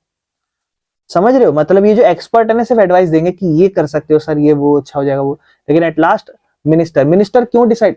पढ़ा लिखा आदमी है, उसको क्यों नहीं डिसीजन लेने दिया? क्योंकि वो लोगों के द्वारा नहीं चुना गया। वो डिसीजन ले रहा है क्या? वो खुद से ले रहा है। हाँ, वो खुद से अपने जो मन आ रहा है वो कर रहा है। तो लोग क्या उसे पसंद कर रहे हैं? नहीं, मंत्री को तो लोग पसंद करते हैं, उसको जबरदस्ती नेता बनाते हैं, चुनते हैं कि हाँ इसे हमने अपने नेता बनाया, ये हमारे बिहाफ पे काम करेगा। समझ रहे हो? बाकी एक इजी एग्जांपल है, एक्सपर्ट रूट बताते हैं लेकिन मिनिस्टर डेस्टिनेशन डिसाइड करते हैं। इससे सरकार, बड़ी कंपनी, बड़ी बड़ी ऑर्गेनाइजेशन चलाने में मदद मिलती है। समझ रहे हो? अब हम बात करते हैं prime minister and council of minister. आपसे कभी भी पूछा जाए कि प्राइम मिनिस्टर लेजिस्लेचर में आता है या एग्जीक्यूटिव में आता है, तो ये आपका आंसर क्या होगा? एग्जीक्यूटिव में। ध्यान रखना, ठीक है। प्राइम मिनिस्टर सबसे इंपॉर्टेंट पॉलिटिकल पावर होती है जिसके पास कोई डायरेक्ट इलेक्शन नहीं है प्राइम मिनिस्टर का। क्या प्राइम मिनिस्टर को डायरेक्ट वोट देके चुना जाता है? नहीं, पहले लोग एमपी, मेंबर ऑफ पार्लियामेंट चुनते हैं, और फिर उनमें से सारे पार्लियामेंट के लोग मिलके एक बंदे को क्या बनाते हैं? पीएम। प्रेसिडेंट अपॉइंट करता है पीएम को, ठीक है ना, लेकिन जो प्रेसिडेंट है वो नहीं चूज करता किसी और को। जब एक बार प्राइम मिनिस्टर बन गया है ना, जैसे लीडर ऑफ द पार्टी या गठबंधन की सरकार है जो भी, जिसके पास मेजोरिटी हुई लोकसभा में, if no party has the majority, ठीक है ना, president appoint the person most likely to get the majority support, ठीक है ना। मतलब प्रेसिडेंट जो है ना वो अपॉइंट करता है पर्सन को जो मोस्ट लाइकली मेजोरिटी सपोर्ट मिलता है। प्राइम मिनिस्टर का कोई फिक्स टेन्योर नहीं है, वो पावर में रहेगा जब तक लोकसभा का उसको सपोर्ट। अच्छा, एक वर्ड रह गया था ऊपर, नो कॉन्फिडेंस मोशन, वो मैं समझाना भूल गया। ये इंडिया में भी एक बार हुआ है और पाकिस्तान में भी एक बार हुआ है। पाकिस्तान में भी रिसेंटली इमरान खान के टाइम पे हुआ था, इंडिया में हुआ था, मैं आपको कहानी बताता हूँ, अटल बिहारी वाजपेयी के टाइम पे हुआ था, ठीक है। देखो 1996 में 13 दिन की सरकार बनी थी, ठीक है, 13 दिन की सरकार। 1996 में बीजेपी सबसे बड़ी पार्टी बनी, वाजपेयी, अटल बिहारी वाजपेयी जी प्रधानमंत्री बने, लेकिन उनके पास मेजोरिटी, आधे से ज्यादा एमपी का सपोर्ट नहीं था। मतलब हुआ क्या, जैसे सरकार बन गई ना, सरकार बनने के बाद आधे से ज्यादा लोग एमपी ना सपोर्ट नहीं कर रहे थे। जब लोकसभा में नो कॉन्फिडेंस वोट करा, मतलब एक वोट होता है जिसे कहा जाता है कॉन्फिडेंस वोट। मतलब फॉर एग्जांपल मैं ऐसा कहूं, अभी 3 4 7 4 11 12 13 14, चलो आप 13 लोग हो, 13 लोगों में से फॉर एग्जांपल 4 लोग, और नहीं एक काम 7 और 4, मतलब 3 और 4 लोग, आप 7 लोग थे, ठीक है, और 1 2 और 6 लड़के हैं, लड़कियां ज्यादा हैं। लड़कियों ने मेघना को चुना, कहा जी मेघना हमारे देश की प्रधानमंत्री बनेगी, ठीक है। ये एक पार्टी थी, एक दूसरी पार्टी थी, 13 लोग थे, 7 ही चाहिए थे, ठीक है। मिष्टी, कोमल और वर्णिका आपस में बैठ के बात कर रही है, बुरी सी है, ऐसा वैसा, इसको क्यों बना दिया, एक काम करते हैं हम इसे पहले सपोर्ट कर दिया, कह रहे हैं हम इसे सपोर्ट नहीं कर रहे। पार्लियामेंट में बैठे सारे, इन्होंने सवाल उठा दिया, ये इन्होंने किसी को बता दिया कि सवाल उठा देना कॉन्फिडेंस मोशन का। ये लोग जो सभापति बीच में हेड बैठता है उनको फोर्स करने लगे कि एक बार कॉन्फिडेंस मोशन करा लो, हमें नहीं लगता कि लोग इनके साथ खड़े हैं। आओ मेरे भाइयों स्टार्ट करते हैं आगे का टॉपिक। हमें समझना था काउंसिल ऑफ मिनिस्टर्स, हम बात कर चुके थे प्राइम मिनिस्टर्स कैसे होते हैं, क्या क्या काम है। फिर काउंसिल ऑफ मिनिस्टर का क्या सीन है, तो देखो काउंसिल ऑफ मिनिस्टर में जितने भी मंत्री आते हैं ना उसके बाद वो सारे आते हैं। यूजुअली 60 से 80 मिनिस्टर्स होते हैं, मंत्री होते हैं, और 3 तरीके के मिनिस्टर हो सकते हैं। पहला होता है कैबिनेट मिनिस्टर, फिर एक होता है minister of state, independent charge होता है इसका, और एक होता है मिनिस्टर ऑफ स्टेट, जो समझेंगे क्या चीज होती है। सबसे पहला कैबिनेट मिनिस्टर, इसके अंदर टॉप के लीडर्स आते हैं जो मिनिस्ट्रीज होल्ड करते हैं, जैसे finance minister, education minister. Finance minister कौन है हमारे देश का? निर्मला सीतारमन, इस तरीके से, है ना। और ऐसे ऐसे education minister, railway minister, home minister कौन है हमारे देश के? तो पता ही होगा, अमित शाह, है ना। तो इस तरीके के मिनिस्टर्स ये मेजर डिसीजन लेते हैं। और कैबिनेट जो होता है ना, वो अंदर का सर्कल होता है, मतलब लगभग 25 मिनिस्टर्स होते हैं। मतलब जो टॉप के बड़े बड़े लीडर्स इस पार्टी के, जो भी जीती हुई पार्टी होगी ना, उसमें जो बड़े बड़े नाम होंगे ना, उनको हम मिनिस्ट्री दे देते हैं। जरूर थोड़ा ना हर बंदे को हम क्या करें, जरूर थोड़ा ना हर बंदे को हम क्या कहते हैं, वो बनाएंगे, प्रधानमंत्री बना देंगे। हर बंदा तो नहीं, लेकिन टॉप नेम्स तो होते हैं, तो उनको बाकी मिनिस्ट्रीज दी जाती है, ठीक है ना। एजुकेशन मिनिस्टर, इस तरीके से। फिर दूसरा आता है मिनिस्टर्स ऑफ स्टेट, मतलब ये छोटी छोटी मिनिस्ट्री संभालते हैं, इंडिपेंडेंट है ये, ठीक है ना। और ये कैबिनेट मीटिंग्स को जब ही अटेंड करेंगे जब इन्हें इनवाइट कराए, मतलब ये इनसे थोड़े छोटे लेवल के मिनिस्टर है, समझ लो। फिर एक होते हैं मिनिस्टर्स ऑफ स्टेट, जो कैबिनेट मिनिस्टर को असिस्ट करते हैं, मतलब एक तरीके से असिस्ट करते हैं इनको कि ये कर लेना चाहिए, वो करना चाहिए, उनके एक तरीके से थोड़ा असिस्टेंट टाइप थोड़ा सा। बाकी ये इंडिपेंडेंटली काम नहीं करते, जो कैबिनेट मिनिस्टर डिसीजन लेते होंगे, जिस चीज पे काम करने के लिए बोलते होंगे, उस पर काम करते हैं। कैबिनेट सिस्टम होता क्या है? देखो, सारे मिनिस्टर्स रोज तो मिलते नहीं है, और जो भी इंपॉर्टेंट डिसीजन होते हैं वो कैबिनेट मीटिंग में ही लिए जाते हैं। इसीलिए इस सिस्टम को कहा जाता है कैबिनेट फॉर्म ऑफ गवर्नमेंट, ठीक है। और कलेक्टिव जिम्मेदारी होती है। देखो, कैबिनेट ना एक टीम के तौर पर काम करती है, जितने भी मंत्री हैं सब एक टीम के तौर पर। मिनिस्टर हो सकता है एक दूसरे से डिसएग्री करे, लेकिन वो उनकी आपस के अंदर की मीटिंग्स होती हैं। मान लो फॉर एग्जांपल कोई कानून पास करना है, तो क्या वो पहले कैबिनेट मीटिंग्स में डिस्कस नहीं करते होंगे? करते होंगे। फिर जाके तो पार्लियामेंट में पेश करते होंगे। लेकिन और जब पेश करने से पहले इनके आपस में यहाँ पर भी तो क्या कहते हैं, एक तरीके से सहमति होती होगी। कुछ लोग मना करते होंगे कि नहीं जी, मुझे सही नहीं लग रहा इस तरीके की चीजें। तो हर इंसान जो है ना, वो उसको पब्लिकली सपोर्ट तो करता है, लेकिन उससे पहले हो सकता है उनके डिसीजन वो एग्री ना कर रहे हो, समझ रहे हो। मतलब आपस में बैठ के घर में लड़ाइयां हो रही है ना, लेकिन बाहर जब जा रहे हैं तो एक दूसरे को डिफेंड करना है। तेरी हिम्मत कैसे हुई मेरे पति के, मेरी बीवी के बारे में बोलने की, इस तरीके, मेरे बच्चों के बारे में, लेकिन अंदर कुटाइयां हो रही है, पिटाइयां हो रही है, इस तरीके की चीज। समझ रहे हो मैं क्या कहना चाह रहा हूँ? कोई भी मिनिस्टर ओपनली अपनी गवर्नमेंट के डिसीजन को क्रिटिसाइज नहीं कर सकता, ठीक है ना। इसमें जो सिविल सर्वेंट है, जो नौकरी वाले लोग हैं, जो सरकारी नौकरी के बेसिस पे काम करते हैं, इनका क्या रोल है? कहता है हर मिनिस्ट्री के अपने खुद के सेक्रेटरीज होते हैं। मतलब जो हर एक मिनिस्ट्री है, जैसे एजुकेशन मिनिस्ट्री, हेल्थ मिनिस्ट्री, इस तरीके से रेलवे मिनिस्ट्री, तो हर मिनिस्ट्री का अपना खुद से एक सेक्रेटरी होता है जो उनको जानकारी देता है, एक्सपर्ट एडवाइस देता है। और एक कैबिनेट सेक्रेटरीट जो होता है वो उनकी मदद करता है मिनिस्ट्रीज को कोऑर्डिनेट करने में, समझ रहे हो। बाकी पावर क्या क्या है प्रधानमंत्री की? तो देखो, संविधान के अंदर क्लियरली तो सारी पावर नहीं लिखी हुई है, लेकिन प्रैक्टिस में अगर हम देखें तो प्राइम मिनिस्टर बहुत पावरफुल होता है। क्यों? क्योंकि कैबिनेट मीटिंग इस प्रधानमंत्री के पास है, वो हेल्ड कराते हैं। और जितने भी मिनिस्टर्स है, मिनिस्ट्रीज है, उनके साथ मिलके काम करना, कोऑर्डिनेट कराना लोगों को। फाइनल डिसीजन मिनिस्ट्री में अगर मान लो मिनिस्ट्री डिसएग्री कर रही है, तो फाइनल डिसीजन कौन लेगा? प्रधानमंत्री। सुपरवाइजेस ऑल मिनिस्टर, सब मिनिस्टर को सुपरवाइज करते, गाइड करते कि देखो हमें ऐसे चलना है, हमें वैसे चलना है। डिस्ट्रीब्यूट करते हैं और रीशफल करते हैं लोग मिनिस्टर्स के बीच में, मतलब मिनिस्टर्स के बीच में काम को बांटना, या किसी काम पहले किसी को दिया, आप किसी और को दे देना। इवन मिनिस्टर को रिमूव भी कर सकते हैं, हटा भी सकते हैं प्रधानमंत्री। अगर प्राइम मिनिस्टर रिजाइन कर देगा ना, तो पूरी जो काउंसिल ऑफ मिनिस्टर थी, 60 से 80 मंत्री थे, सबके सब अपने पद से हट जाएंगे अपने आप ही, सरकार गिर जाएगी। कंक्लूजन यही है कि कैबिनेट सबसे पावरफुल बॉडी है, तो प्राइम मिनिस्टर उस पावरफुल बॉडी का सबसे पावरफुल पर्सन है। क्यों प्रधानमंत्री इतने पावरफुल है? रिसेंट टाइम में हमने क्या देखा, कहता है पॉलिटिकल पार्टी का इसमें बहुत बड़ा रोल आता है। देखो, प्रधानमंत्री कंट्रोल करते हैं अपने कैबिनेट को, अपने पार्लियामेंट को, पार्टी के थ्रू। देखो, कैबिनेट को कैसे, सारे डिसीजन जो भी लेने कैबिनेट में, अपने खुद के पार्टी के बंदे। पार्लियामेंट में तो अपोजिशन भी आती है, तो अपोजिशन तो ऑलरेडी है ही कमजोर ना। क्यों? क्योंकि उनके पास तो मेजोरिटी है नहीं, तो ज्यादातर, समझ रहे हो, एक तरीके से पार्लियामेंट में प्रधानमंत्री की सरकार के बारे में ज्यादा बातचीत होगी। मीडिया फोकस करती है पॉलिटिक्स टॉप लीडर्स पे, और इलेक्शंस भी जो देखे जाते हैं वो ऐसे देखे जाते हैं पीएम वर्सेस पीएम। क्या आप कभी देखते हो किसकी पार्टी नहीं? प्रधानमंत्री आप देखते हो राहुल गांधी वर्सेस मोदी, इस तरीके से, समझ रहे हो। एग्जाम्पल, जवाहरलाल नेहरू का पावरफुल थे क्योंकि बहुत सपोर्ट था, और इंदिरा गांधी पावरफुल थी बाकी मिनिस्टर से कंपेयर करें तो। पावर जो होती है ना पीएम की, वो उनकी पर्सनैलिटी पे भी डिपेंड करती है। लेकिन अगर कोई प्रधानमंत्री गठबंधन वाली सरकार का हो, मतलब खुद से मेजोरिटी, इस टाइम पर जो प्रधानमंत्री है हमारे देश का, डॉक्टर कह रहा हूं, सॉरी, नरेंद्र मोदी, वो जो है हमारे प्रधानमंत्री हैं, उनका जो सरकार है वो अकेले बीजेपी मेजोरिटी में नहीं है, वो तो सिर्फ 240 सीट लेके बैठी थी। मेजोरिटी में आने के लिए तो 272 प्लस सीटें चाहिए थी।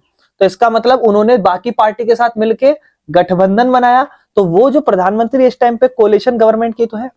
अगर पीएम जो है ना, उसमें अब देखो, जब गठबंधन की सरकार होती है ना, वहां पीएम खुद खुल के डिसीजन नहीं ले सकता। क्यों? क्योंकि सारे उसकी पार्टी के मेंबर है क्या? नहीं, उन्हें अपने गठबंधन पार्टनर से भी बातचीत करनी पड़ती है, बाकी पार्टी से बातचीत करनी पड़ती है। गवर्नमेंट सरवाइव करती है ओनली सिर्फ उनके सपोर्ट के साथ, समझ रहे हो? और गठबंधन वाली सरकार में यानी कि पीएम की पावर थोड़ी सी कम हो जाती है। अब बात करते हैं बेटा प्रेसिडेंट के ऊपर। पोजीशन क्या है प्रेसिडेंट की? तो देखो, प्राइम मिनिस्टर सरकार के हेड होते हैं। जो सरकार बनी है देश की, उस देश की सरकार के हेड कौन है? Prime minister. लेकिन जो हेड ऑफ स्टेट है, मतलब पूरा साम्राज्य, पूरी जो सरकार का पूरा सिस्टम है, उसका हेड कौन है? प्रेसिडेंट। अच्छा, प्रेसिडेंट के पास कुछ नॉमिनल पावर्स है, मतलब ज्यादातर सेरिमोनियल पावर है, एक्चुअल में कोई पावर ज्यादा नहीं है, ठीक है ना? कैसे प्रेसिडेंट को चुनते कैसे हमारे देश में? कह रहे हैं लोग नहीं चुनते। राज्यसभा और लोकसभा दो हाउस है किसके? पार्लियामेंट के। उसके एमपी और हमारे देश के हर राज्यों के एमएलए, ये लोग उन्हें वोट देते हैं। और सबका वोट सेम भी नहीं होता, अपने अपने राज्यों के हिसाब से है। ज्यादातर वोट की वैल्यू पता किसकी होती है? एमपीस की। ज्यादा वोट मिल गए जिस प्रेसिडेंट को, दो बंदे खुद ही खड़ा करते हैं मिलके, वोट देते हैं सारे एमपी और एमएलए। जिसको सबसे ज्यादा वोट मिलेंगे वो उस देश का प्रेसिडेंट बन जाएगा, पूरे नेशन को प्रेजेंट करेगा, रिप्रेजेंट करेगा। लेकिन डायरेक्टली हम लोग जैसे प्रधानमंत्री चुन रहे हैं एक तरीके से, ऐसे नहीं सिस्टम चल रहा वहां पे। प्रेसिडेंट के पास क्या पावर है? देखो, जितनी भी सरकार है वो प्रेसिडेंट के नाम पे ही काम कर रही है, जैसे कानून, पॉलिसी डिसीजन, अपॉइंटमेंट, जज हटाना, या सॉरी जज हटाना नहीं, जज बनाना, गवर्नर्स बनाना। हर अपने अपने राज्यों के गवर्नर होते हैं। जैसे दिल्ली है, दिल्ली का अपना गवर्नर, हिमाचल प्रदेश अपना गवर्नर। ये गवर्नर पता है कौन सी पार्टी के होते हैं? ये देश की जो सरकार वाली पार्टी ना, बीजेपी, उन्हीं की पार्टी में से एक एक बंदा हर राज्यों का गवर्नर बन जाता है। और गवर्नर भी जितना उतना ही लगभग पावरफुल है जितना उस देश का, जितना उस राज्य का मुख्यमंत्री पावरफुल है, समझ रहे हो? तो इलेक्शन कमिश्नर जो इलेक्शन कराते हैं, वो भी चुनना कौन इलेक्शन कराएगा, ये सब प्रेसिडेंट के पास है। लेकिन प्रेसिडेंट अकेले खुद ऐसा नहीं कि मेरे मन जो करे मैं उसको बना रहा हूं, कहीं ना कहीं कोई ना कोई गाइड ही करता होगा, ये समझ लो आप बात। ट्रीटीज विद अदर कंट्रीज, बाकी देशों के साथ कभी कोई ट्रीटी हो उसमें हमारे प्रेसिडेंट आगे होते हैं, या सुप्रीम कमांडर होते हैं आर्म फोर्सेस के। लेकिन इंपॉर्टेंट पॉइंट क्या है? प्रेसिडेंट ये सिर्फ मिनिस्टर, काउंसिल ऑफ मिनिस्टर। अब काउंसिल ऑफ मिनिस्टर कौन संभालता है? काउंसिल ऑफ मिनिस्टर कौन है? प्रधानमंत्री। सारी कैबिनेट मिनिस्टर वाले सीन है, उन सबकी एडवाइस पे ये काम करते हैं। पानी कहानी खत्म। आपने देखा इतनी सारी पावर है, लेकिन ये सब पावर कब है? जब आप एडवाइस ले रहे हो किससे? Council of minister. और काउंसिल ऑफ मिनिस्टर जो एडवाइस देगा आपको वही, तो आप एक तरीके से जो आपको वो कह रहे हैं ना, वो करना पड़ रहा है, आपके खुद के डिसीजन नहीं है, समझ रहे हो एक तरीके से?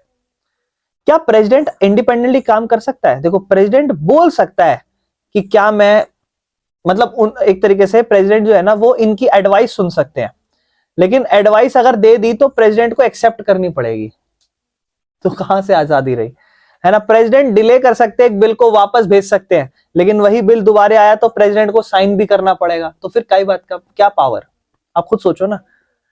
One real power of the president, तो एक ऐसी रियल पावर जो प्रेसिडेंट के पास सही में है, वो ये अपॉइंटमेंट ऑफ प्राइम मिनिस्टर। लेकिन ये भी नहीं है, सच बताऊं तो। कैसे? अगर गठबंधन की, वो फॉर एग्जांपल अगर पार्टी या गठबंधन वाली पार्टी बनी, उसके पास मेजोरिटी है, तो प्रेसिडेंट को अपना लीडर, मतलब प्रेसिडेंट जो है ना, वो अपना लीडर चुनेगा अगर कोई क्लियर मेजोरिटी नहीं हो रही। हाँ, ये वाली पावर होती है। मान लो क्या हुआ, गठबंधन की सरकार बनी, गठबंधन में क्या होगा? लड़ाइयां होंगी कि मेरा बंदा प्रधानमंत्री बनाओ, वो कहेंगे मेरा बंदा प्रधानमंत्री बनाओ। अब पावर किसके पास है? प्रेसिडेंट। वो कहेंगे चुप रहो, तुम्हारे से बनेगा प्रधानमंत्री। ये पावर है बस। अल्टीमेटली सिर्फ एक ऐसी पावर है जो इंडिपेंडेंटली है।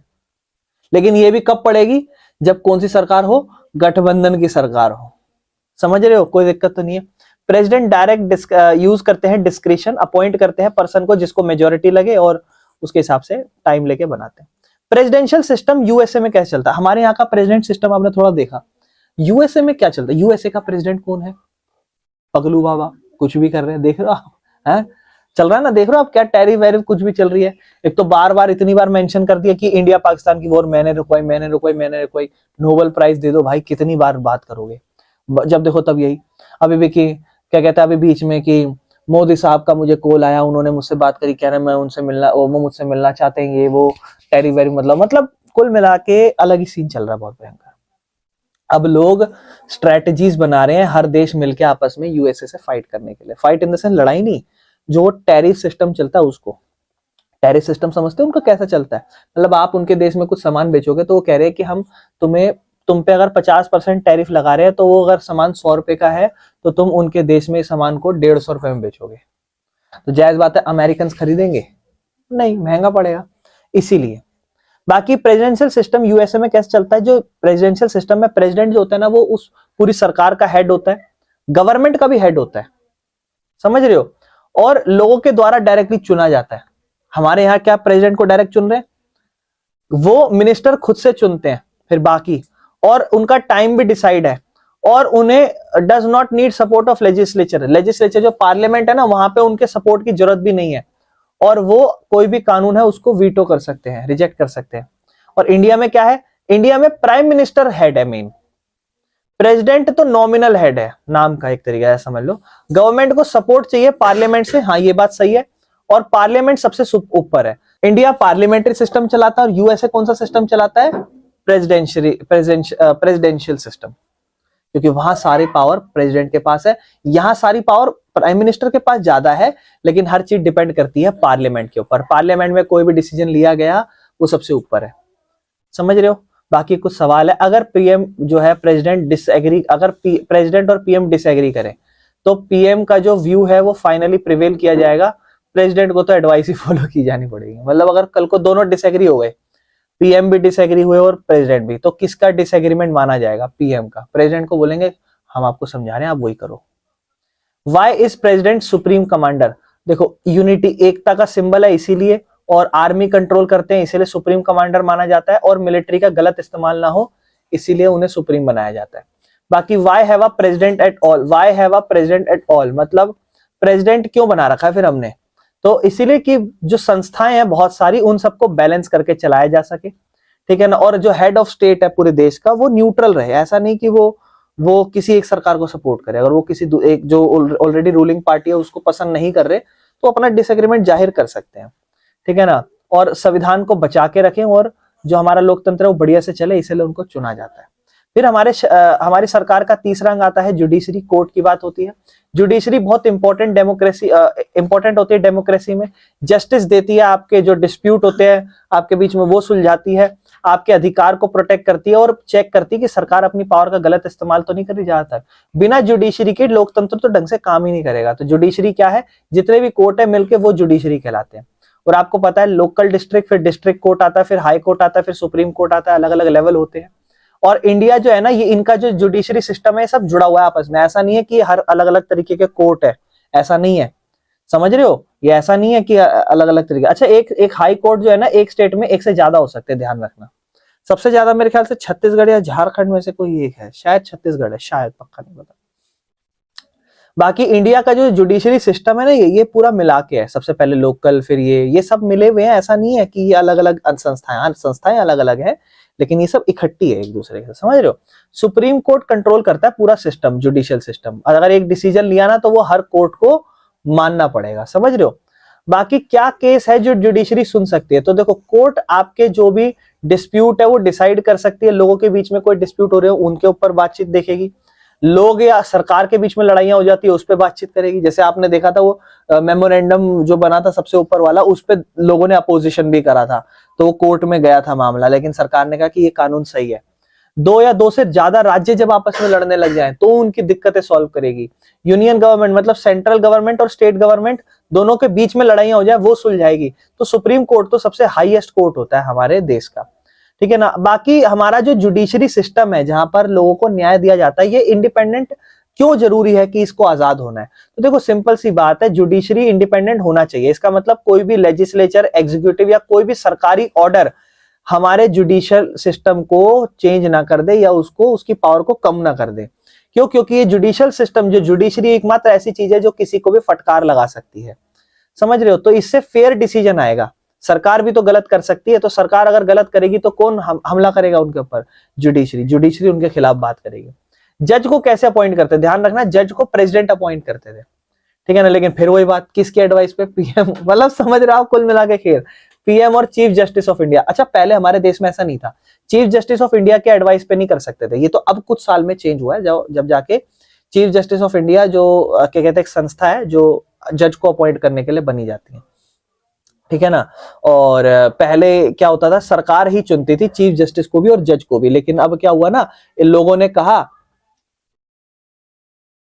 लेकिन अब ये जो क्या कहते हैं, हम जो ये प्रेसिडेंट वाला केस देख रहे हैं, पहले क्या होता था कि जो भी जज चुनना होता था ना, तो जज को कौन चुनता था? ये प्रेसिडेंट चुनते थे, पीएम और कैबिनेट मिनिस्टर की एडवाइस पे। लेकिन एक टाइम बाद लोगों को ये लगा कि एक केस हुआ था जहां पर एक जवान अच्छा खासा जो बुजुर्ग होता था उसको ही चुना जाता था, जिसकी ज्यादा उम्र एक्सपीरियंस है। लेकिन एक बार क्या हुआ, कम बुजुर्ग को, ज्यादा बुजुर्ग को चुना नहीं, कम बुजुर्ग को चुन लिया प्रायोरिटी देने के लिए। तो लोगों ने कहा ये तो गलत है।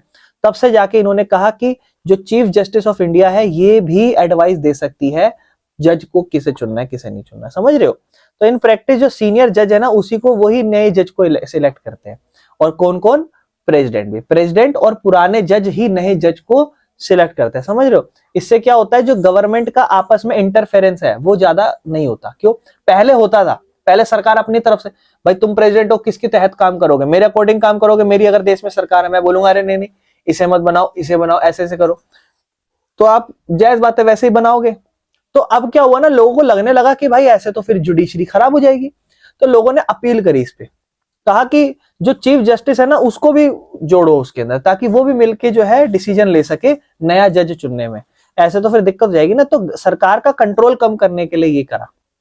जज को हटाएगा कौन? आज तक ऐसा हुआ नहीं है कोई भी जज। एक केस हुआ था जहां पर अपील की गई थी जज को हटाने के लिए, लेकिन आज तक कभी ऐसा नहीं होगा, समझ रहे हो। तो जज जो है ना बड़े मुश्किल है हटाने के लिए। वहां उन्हें हटाया जा सकता है इम्पीचमेंट, मतलब 2/3 मेजोरिटी पार्लियामेंट में पास हो तो, और पार्लियामेंट में पास नहीं होती है, इतना नहीं होता। ये आज तक इंडिया में कभी नहीं हुआ। तो इसीलिए जज बड़े फियरलेस है। मतलब देखो, जज को अपॉइंट कर दिया ना एक बार, कोई भी मंत्री या कोई भी नेता नहीं हटा सकता। और जज का कोई कॉन्टेक्ट नहीं होता किसी भी मंत्री से, समझ रहे हो। बहुत भयंकर सिस्टम है। Power of judiciary. जुडिशरी के पास क्या पावर है कि वो जुडिशियल रिव्यू कर सकते हैं। मतलब कोई भी कानून पास करा ना, उस पर चेक करेंगे कि क्या ये कानून सही है, जरा पढ़ने दो, लग रहा है कुछ, मतलब रिव्यू कर रहे हैं कानून को, ठीक है ना। गवर्नमेंट कोई भी एक्शन कर रही है, उसको अगर गलत है तो उसको रोक देंगे। दूसरा, संविधान का गार्जियन, मतलब हमारे देश में संविधान तो लागू है, लेकिन इस संविधान का पालन कौन करेगा? कोई तो बंदा होगा जो कंट्रोल करवाए। तो जुडिशरी प्रोटेक्ट करती है हमारे संविधान को, और उससे ज्यादा इंपॉर्टेंट हमारे फंडामेंटल राइट, मौलिक अधिकार, समझ रहे हो। फिर पीआईएल, जुडिशरी में ही पावर है पीआईएल की। मतलब अगर कोई भी इंसान कोर्ट जाना चाहता है और पब्लिक इंटरेस्ट उसका हार्म हो रहा है, तो कोर्ट उससे बोलती है कि वो उस पावर का मिसयूज ना हो, ठीक है ना, और जो ह्यूमन राइट है उसको बचाया जा सके। मतलब सिंपल सी बात है कि अगर कोई भी नागरिक है वो कोर्ट जा सकता है अगर कोई भी पब्लिक इंटरेस्ट उसका हार्म हो रहा है, मतलब किसी को भी नुकसान हो रहा है, तो वो कहाँ जा सकता है? कोर्ट जा सकता है, समझ रहे हो। बाकी why do people go to court against government decision? जब कभी भी सरकार कोई डिसीजन निकालती है तो लोग कोर्ट क्यों जाते हैं? तो इसलिए जा रहे हैं ताकि जो कोर्ट है वो उनके रॉन्ग गवर्नमेंट एक्शंस को रोक सके। भाई सरकार कोई स्टेप ले रही है वो गलत है, उसके खिलाफ जाओ ताकि वो सरकार गलत जो स्टेप ले रही है वो हटाए। कोर्ट प्रोटेक्ट करती है अपने नागरिकों के अधिकार को, ठीक है ना। और कोर्ट ये कहती है कि देखो हम आपका भला करेंगे, आप हमारे देश के नागरिक हो, सरकार अगर आपके साथ गलत कर रही है हम आपको जस्टिस दिलाएंगे, हम आपको फेयरनेस देंगे। बहुत सारे लोग जो हैं वो चैलेंज करते हैं कि रिजर्वेशन ऑर्डर पे मत। अच्छा देखो, हाँ बाकी ये क्या कहते हैं, वो रोल जुडिशरी का रोल पढ़ते हैं वो मेमोरेंडम वाले केस में, जो सबसे ऊपर पहले हमने पढ़ा था ना स्टोरी में, उस वाले ऑर्डर वाले केस में क्या रोल रहा। तो इन्होंने कहा कि जो सुप्रीम कोर्ट है ना, उन्होंने केस सुना था, नहीं सुना था, आपको याद होगा, एक फेयर जजमेंट दी कि डिसीजन जो है ना, ये जो सरकार जो ये SEBC यानी कि एक तरीके से अदर बैकवर्ड कास्ट पे भी रिजर्वेशन लगाई थी, वो वाली उन्होंने कहा था सरकार कोर्ट ने कि वो सही है, समझ रहे हो। बाकी उसमें ये कहा था सरकार को कि कोई भी जो अमीर लोग हैं उनको उस लिस्ट से हटा दो। यही दिखाता था कि जुडिशरी बड़ी ही ट्रस्टेड और पावरफुल है। बाकी इंडिपेंडेंस है इंडियन जुडिशरी, जैसे जज को अपॉइंट करना हो तो सीनियर जज के द्वारा चुना जाता है। पॉलिटिकल इंटरफेरेंस कम है, कोई पॉलिटिकल चीजें नहीं घुसती है राजनीतिक तौर पर। जज को हटाना भी बड़ा मुश्किल है, आज तक कोई हुआ ही नहीं है काम। तो जुडिशरी की पावर क्या है कि जुडिशरी जो है ना वो कोई भी कानून अगर चल रहा है उसको हटवा सकती है, या गवर्नमेंट के कोई भी एक्शन सरकार ने लिया उसको मना कर सकती है, समझ रहे हो। और हमारा चैप्टर यहाँ पर वर्किंग ऑफ इंस्टीट्यूशन खत्म होता है।